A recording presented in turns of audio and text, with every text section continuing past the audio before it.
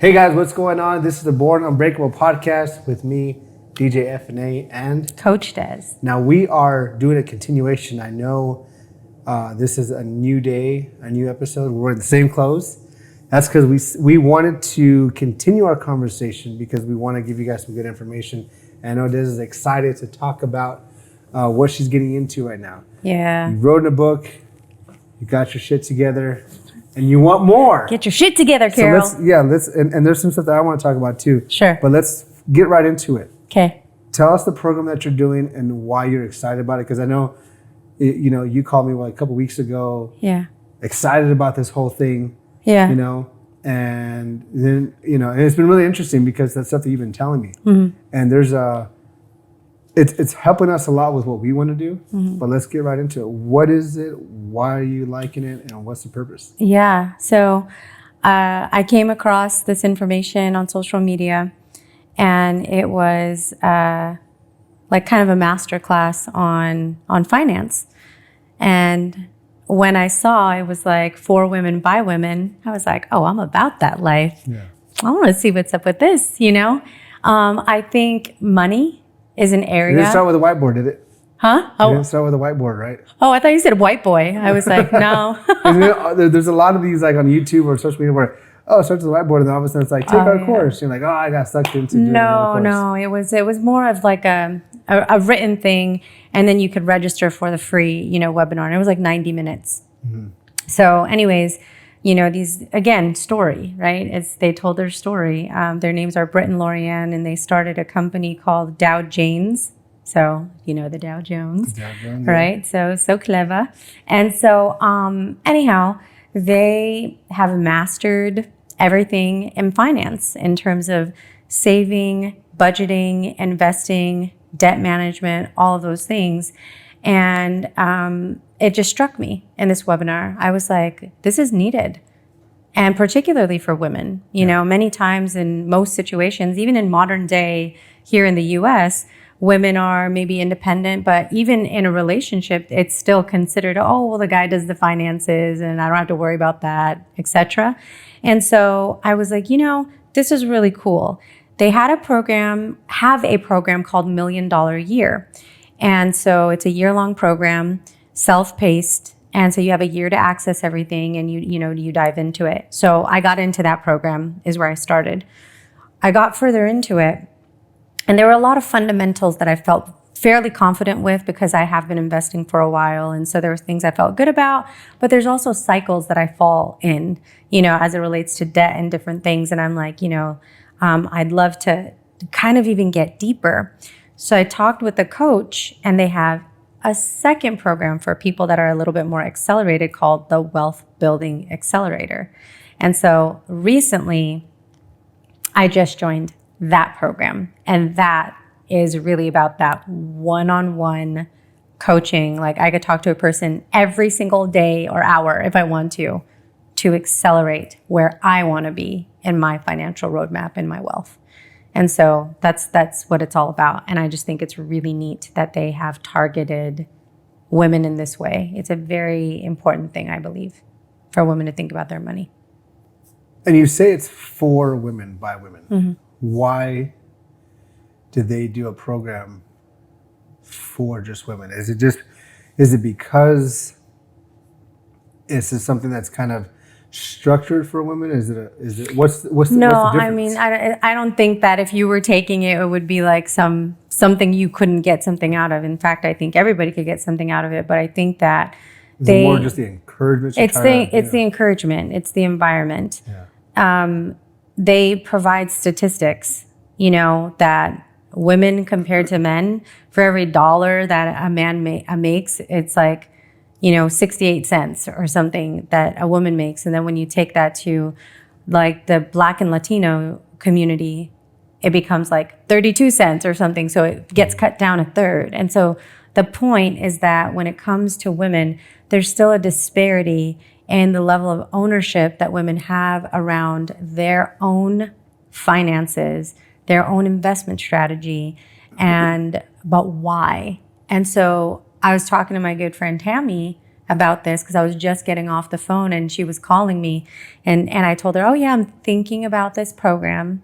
There's a heavy investment into it, and I explained it to her, and she was telling me, Des, there's women that are at a later time in life that have been well positioned in their relationships of over 20 or 30 years and are finding themselves like they live in a $5 million mansion right now, can go anywhere they want, have like unlimited resources in their relationship. Now the relationship's coming to an end and they don't have 2 pennies to rub together. Yeah. What do you do? What do you do? That seems to be a lot of, Now, okay, I'm glad you're saying this and we're talking about this because this is what frustrates me with, and it's probably all over the world, but let's just talk about, the United States. It's funny when people go, well, we don't have a race problem, because, we see people, Black celebrities and Latin celebrities and people making money, like everything's fine. They're making money now, or there's no racism, or we had a Black president. There's no more racism, Mm-hmm. But even with women, you'll hear some sort of stories that'll say like, oh, women are, some areas outpacing men in buying homes. They're saying like, oh, well, it's not the 1950s. Like women work now, so what's the big deal, And then there's some men that kind of feel like maybe they know more women that are making more money than them, Mm. So there's this whole thing is that I'm glad. I think more people need to use statistics because sometimes people will just only see in their little bubble or their little corner of where they live. Mm-hmm. But on the other side of the tracks, on the other side of a state, it's completely different. You know what I mean? If you travel around the United States, it is different all over. Yeah. So when you say stuff like, they give those, when you're in the program, they talked about that. Still to this day, there's disparities, Mm-hmm. And it's weird because then I asked the question in the beginning, like, why do they cater to just women? Is it just for women? Like, what's the structure of it? Because sometimes there are people that will look and go, oh, well, this is the, it's just like it's the feminist movement trying to do this and trying to, I was listening to something earlier today where this podcaster, David Pacman, was interviewing a right-winger. And this guy was just saying that, he was like, yeah, I made a joke that, women just need to like, they talk too damn much. Like they just need to just like be quiet, And he was saying that, because Edna Navarro went on The View and said jokingly, like, we don't need men. But the only men that we need are gay men because we can, they like to chat. But and he even said she jokingly said that, but he said something. He was like, oh, why was you joking about that? And it's like, and then he said something like, oh, it's like the Me Too movement. It was a whole movement just to tell us that like we have to believe all women. And it's like, wait, what?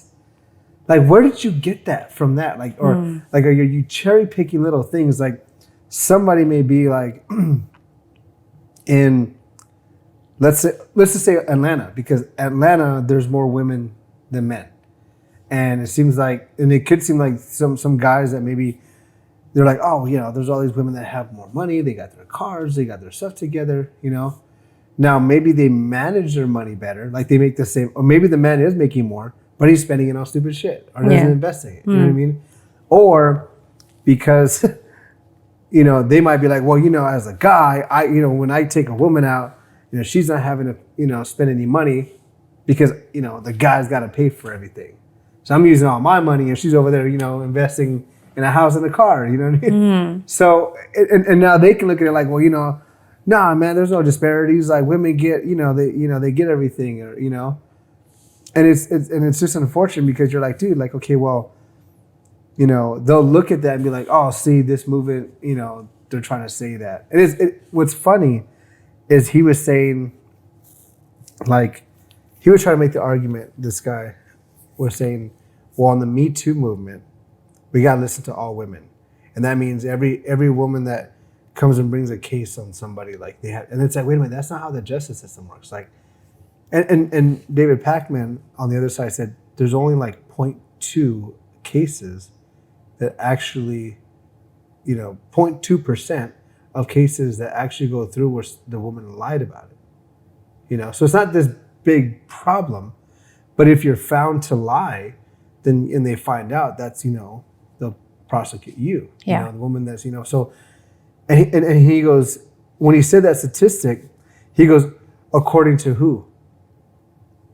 And he's like, the records from, the police or official records. Mm-hmm. And the guy still won't believe it. And it's like, what's... Yeah. So,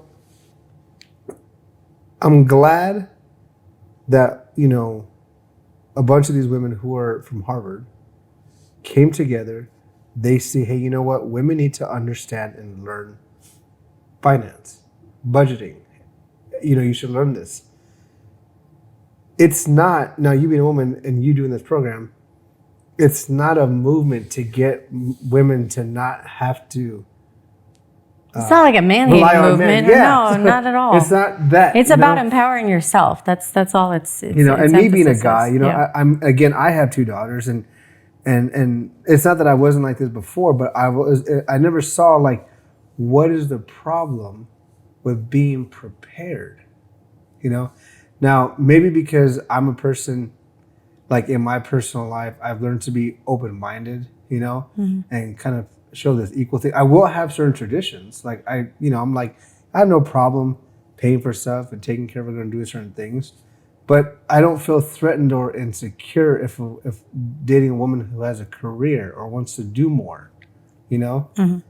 I don't, and it's interesting because even when I was working in gentlemen's clubs, I was always trying to help women. Like, hey, you should start budgeting. You should start, all the money that you get, save some, pay taxes so you can show income, so that you can show income to buy your own car or house. Because a lot of women were kind of relying, they make all this money and give it to the guy to buy the things, and it's just like, yeah. So it's good that you're doing this. And it's interesting because, you get excited because it's saying it's for women, it's by women, and you like that, but it's not a movement to say you don't, it's not a diss on men. No. You know what I mean? Mm-hmm. And that's why I kind of asked in the beginning, like, why is it just for women? Like, is it, what makes it just for women? But, and me being a guy, let's kind of do this like in real time. My perspective when I hear that is, oh, okay. Maybe it's safer if it's just a bunch of women that are creating a product for women, then they're able to freely talk about stuff, without maybe having to exclude men maybe. Like, for example, and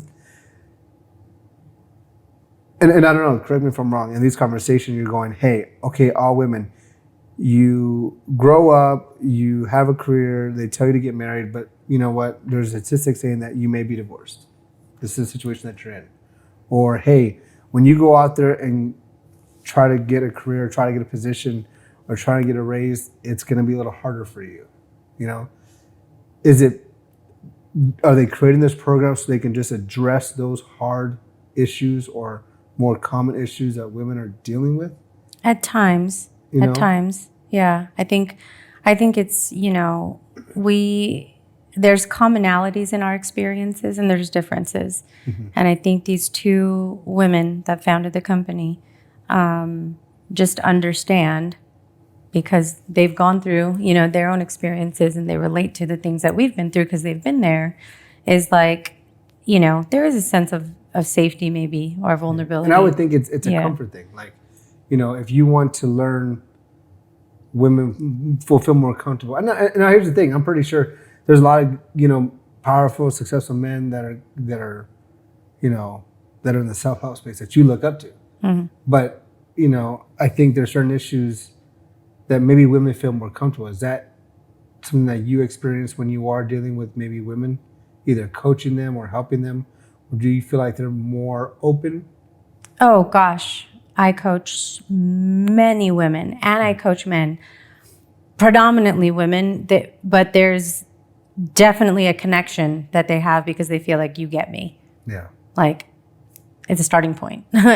Even though we're still learning from each other and about each other, there's, you know, a sense of similar experiences that right off the bat, there's a different kind of connection there. Now, how do you feel when you hear somebody saying stuff like, you know, women,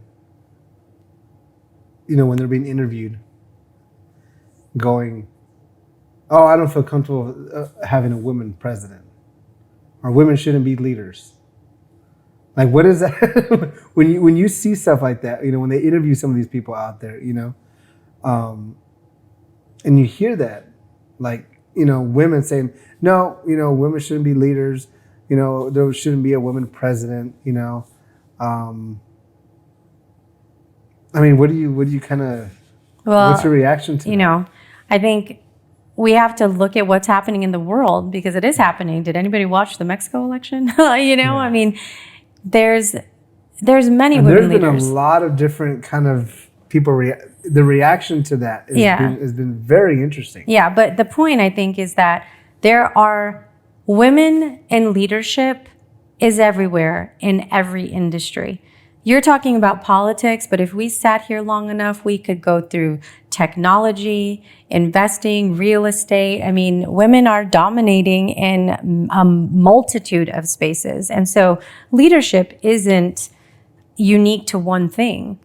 It's the fact that you are not advancing your thinking if you are in a time, in my opinion, saying that you shouldn't see women in certain roles. Now, I think when people say that, it comes from a place of there's something that you feel women lack that you don't think they have a particular quality or ability that a man does. Let me play a dumb, small-minded, stubborn man right now, okay? We have a lot of them in this country that'll say to you, well, you are a person of DEI, you're a person of inclusion. Why support something that is just for one gender? Why do people want to go to a Christian church or, you know, a mosque or, you know, that kind of thing? We affiliate with things that we're comfortable with. That doesn't make you not inclusive, you know? So I think... Which I'm glad you say that because, again, I think that's why there's this kind of like this weird atmosphere that people just take things the wrong way. Yeah. You know, it's like, you know, like, for example, when the LGBT community is doing Pride Month or a parade or something, they're not... Which it is Pride Month right now. You know, shout out to the LGBTQ... IA+. Yes, thank you for finishing that. They're not trying to exclude or trying to turn kids like, you know, that just blows my mind, you know, when people do that, because it's like, and I don't know where they got this from, but again, I feel like it's a sense of insecurity, you know, where people just don't know, or they just fear, and obviously because there's religious things that, you know, it's like people who are very religious are going to say, well, that's in the Bible not to be gay, so that's kind of where that stems from. But at the same time, it's like you're going, okay, well, there's not this agenda to try to like turn everybody trans and gay. It's like, let's just go back and go, well, there's a lot of people that couldn't be themselves, you know, and didn't know who to talk to, didn't know who to turn to. There was a lot of parents, you know. Now, here's the thing, and I'll give you this example. In my family, you know, I had a cousin who had mental health issues. Nobody really dealt with that. My aunt didn't really know what to do, you know. I was able to hear him after he passed. He was on a podcast, and he explained everything in his point of view. And he explained going through the process of 20 years ago, how they dealt with mental health, 10 years ago, how they dealt with mental health, you know, and how there's more awareness now. There's more resources. People talk about it now. You know, there's a lot of times where back then a lot of people were like, well, stop being crazy. Or maybe you just need discipline. Or maybe you're lazy. Or you know what I mean? And it's so, and it's hard because it's like, if you don't know how to deal with it, you know, how are you supposed to help somebody? Mm-hmm. So in the LGBTQ example, it's like if you have a family where nobody in the family is gay or bi or wants to transition, they don't know how to deal with that. Mm-hmm. So it's like you're trying to form resources for that individual or family members or people in that they can have somewhere to go to ask questions and feel safe. Mm-hmm. So going back to the whole women thing, you know, it's like you're just, you know, you being a person who is about equality and diversity and equity, which is not equality. You're just trying to give everybody the opportunity to reach the same goal. To reach the same outcomes, yeah. You know, stuff like this, when it's, you know, when you have a woman program who's ran by women and to encourage women, you know, it's just to give resources. Right. And I sit on an executive committee called WO3. It's women that are supporting, partnering, and, you know, promoting women. And this is good because, I mean, you have nieces, you know, and stuff. It's just like, you know, there should be more of this, you know, and just like with men, like, you know, as a guy, I know when I'm talking to younger guys, it's like, hey man, you know, I know you want stuff fast, but you got to work hard, lay each brick. It's going to pay off. Make sure you know, start, you know, if you want to have an empire, if you want to get to where you're being, you know, make sure you are taking pride in your work and doing stuff like that. There's a lot of stuff that, you know, kind of guys, and in society, it's just kind of like that. As guys, you're kind of groomed to, hey man, you're going to have to be a man of the house one day. You're going to have to work hard. You're going to have to do this. And, you know, women, it's going to be mostly, you know, be loving, be nurturing. You know, you're going to have a family one day. You want to be a good mom. You know, there's not, I mean, I don't know if there's a lot of people, a lot of households that are kind of telling the girls, like, you're going to have to work hard and be a CEO one day of a company. No, but one of the, so, you know, the thing with the two best friends, like that run the company, one of them had maybe a more sophisticated financial education because her father was in finance. You know, it's like your dad was a CFO, now he's a CEO. So his knowledge of finance that he could transfer to you is different than someone who had a parent that doesn't know anything about that, right? So just by nature of what we experience, of what's around us, we might have an expanded piece of information on a subject or a constricted one. And so it's up to you to decide, like, oh, I've been endowed with this information that I could do something with. And another person is going like, I don't get enough of it. I need to go seek it out because I didn't acquire that in like the household that I grew up in, you know. But and I think me being a guy and then also having daughters, for me, it's like I want them to be able to be independent. But at the same time, I think it's just more of like, hey, if you want to be a mom, if you want to be a stay-at-home mom and raise the kids and allow your husband to be the breadwinner, that's okay. Just have a backup plan. Have something where, you know, have something for yourself before you get there, you know? And I feel like for anybody, it's like, hey, even if there's a woman that's just like, hey, look, I don't want to do that. I just, after I finish high school, I'll work, but I want to be married. I just want to, you know, run a household and be a mom, because, you know, running a household and being a mom is a really tough job too, you know, but I feel like it's just more of just, hey, there's the options. Because let's just say that woman who wants that dream, after 10, 15 years, all of a sudden gets divorced. Like all the stories. Now there's something for this program, you know. Now you hear Harvard, you hear business women, you hear successful women. Does that mean it's too hard or complicated for somebody who may be coming out of a relationship after 15, 20 years, who basically just has a basic college education, doesn't have an experience? Is that too complicated for them? No, because this is about meeting someone where they are. You might have... Because you're talking, you know, you're saying the $1 million a year. Yeah. You know, there's some people who are just like, look, I don't need to make $1 million. I just need to make enough to be able to pay the rent and just have a comfortable lifestyle. You know, and I think sometimes when you hear Harvard, $1 million a year, that is intimidating. So could somebody with a very limited education and experience still go through this program? Yeah. I mean, and in some ways, maybe it's even more imperative because they're going to give you information that you haven't had access to or that you haven't sought out. And so, like, it's one of those things where we're all at a different place in our journey. Whether this is step one for you and you have never in your entire life used a budget, you don't know what it is and what to do with it, and the word investment is completely foreign to you. Great. Now you know. What about people? There's a story. Now, what about people watching this going, well, Des, like, you've been in a company for 18, 19 years. You own multiple homes. You have a nice car. You wrote a book. You have all this money. Why do you need to learn about finance and investing? Because, like, haven't you figured it out? There are some people like, man, I'm still trying to just, put to, make ends meet. And you're over here. Yeah. Who you are successful. You know what I mean? You are independent. Why do you need this master class? Because there's always room for improvement. Yeah. That's like telling, a Tom Brady, a Michael Jordan, or Kobe Bryant, or Steph Curry, you learned the game of basketball. Why do you need your coach anymore? Yeah.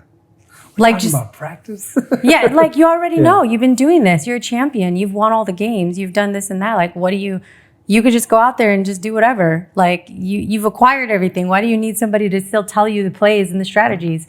It's like, I'm a person that believes that we don't ever arrive. We're just we're continuously, on a journey for betterment, and there's not us. To me, we're just constantly evolving, and so there's a devil at every level. One of the good friends that I made through the Summit of Greatness, Luke Mindpower, said that in an interview that he did of me, and I'm like, that's true. Because, one of the things that I was learning as I was growing in my career is what got you here won't get you there, which means you can't keep adopting the same things because you'll just stay right here. In order for me to get to a new place, I have to learn new things. And so it's about not stagnating. And for me, everyone has their own motivations about money. And so for you, if you do anything related to that, that's your personal choice of, like, why do you want to learn more about it? What do you need to do for yourself? For me, my ability to have wealth means I can influence more people. I have more leverage. So for me, it's in service to something. That's my purpose. For someone else, it could be a totally different reason of why you're trying to, like, build wealth. So, that's okay. And it's good that somebody like you does go and check out these programs, because now, you can kind of vouch. You're somebody who does this whole thing. I mean, I'm pretty sure if you got into it, you're like, oh, this is just something that just somebody who's making some money and giving some BS information. You know what I mean? So it's good. So this is good because we will put the information down at the bottom in the comments or in the description. For those of you who are looking at leveling up in your finance and your budgeting game, stuff like that. And also too, if you guys have any questions, you can also reach out to Des. But no, this is really good. And again, I feel like sometimes just people just get either overwhelmed or intimidated when there's certain programs or certain things. And also too, it could be intimidating when you look at some of these programs, you're like, oh my God, it's like thousands of dollars. You know what I mean? It's not cheap. but then some people will buy certain stuff, But again, that won't help you. Right. If you want to move up to the next level, definitely investing in information and your future is good. So yes, I'm glad we were able to talk about that, because I know you've been excited about it. Yeah. And again, I just, in this whole climate right now that we're in, it's like people take stuff like that and just get so offended or what. I don't know why, but I wanted to kind of dive into that to give information to women, or even if you are a man who maybe, because I think when you're in a relationship, it is kind of hard to kind of like give your spouse or give your girl advice. Maybe it's like, hey, look, why don't you check out this whole thing? Maybe they'll listen better. Because sometimes just relationships, you can't. There's a block there. You can't teach somebody because it's like, oh, don't tell me. You know what I mean? So, but who knows?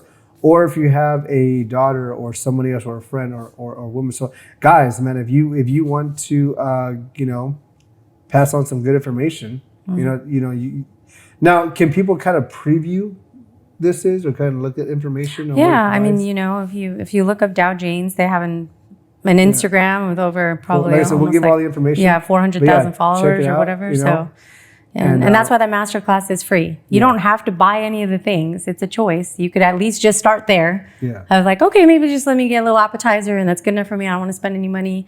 But then they're there maybe when you're ready, if you're ready for them. And this is good because there are a lot of people that maybe are just kind of their circle of friends are just not. They don't talk about that. I'm pretty sure there's a lot of women out there that go, man, I have a lot of good friends, but that who do I talk about finance? This is really interesting that you said that. When I was doing the one-on-one conversation, trying to make a decision, which I kind of knew in my heart I was going to lean towards doing the one-on-one coaching, it was, I want to have more conversations like this with women. Yeah. I want to be around people that say, hey, it's okay. Like, oh yeah, what investment did you make? Oh, why did you do that? And we could talk about our portfolio and learn from each other. Like, why is that not a common conversation? Yeah. Like, I want to be able to do that with people and do it freely, do it knowledgeably. And so in order to build a community of more people like that, you have to find a community with more people like that. Right? So definitely. No, that's good. If you guys haven't already, please go to bornunbreakable.com and pre-order Dez's new book, Born Unbreakable, Be You, the 5 Steps to Overcoming Your Self-Limiting Beliefs. It'll be out in July. And if you want a signed copy, man. Look, you get a cool box. Right? Limited copies from me. Definitely. So, yes, really good information. We'll, again, give you guys all the information that we talked about, the Dow Janes. Yeah. I like it. Good stuff. Thank you guys so much for listening to this episode, kind of a part 2 of the Born Unbreakable podcast show. I'm DJ FNA. And I'm Coach Des. Thank you guys. We'll see you guys next time.